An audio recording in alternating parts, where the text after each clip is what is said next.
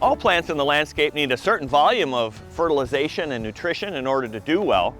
But the problem is most folks have a grander idea and are overeager in their application technique and amount, and they apply a lot of it to everything in the landscape, whether it needs it or not. When it comes to trees and shrubs, that becomes a problem. Most folks think they need the exact same amount that the turf grass does. And generally, the woodier a plant is, the less fertilizer it needs. So trees and shrubs really only require about 1/4 to 1/3 of that which is applied to the lawn. So when it comes to fertilizing trees and shrubs, there are some definite do's and don'ts. Let's start with the don'ts. First of all, tree spikes. Not too big a fan of tree spikes for a couple of reasons. First of all, they concentrate the fertilizer all in one area, and roots can have a problem getting stunted by it.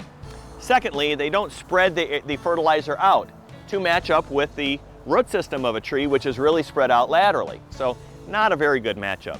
Secondly, don't apply anything unless a deficiency is seen. Just like the insecticide and fungicide videos that we've shot before, wait to see that there's a problem and then work with it at that point. Now, the do's.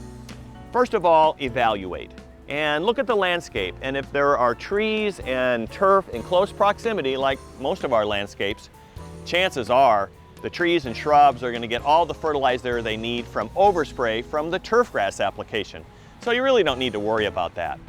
Secondly, again, deal with deficiencies as they arise. And when you have soil tests that show it, or chlorotic, or whatever deficient symptoms that you might see on the tree, that's the time to deal with it.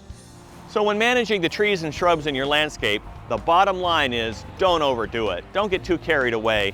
They're probably just fine on their own. Next week on Garden Steps, what we're going to talk about are more and more of these unnecessary preventative applications for the landscape.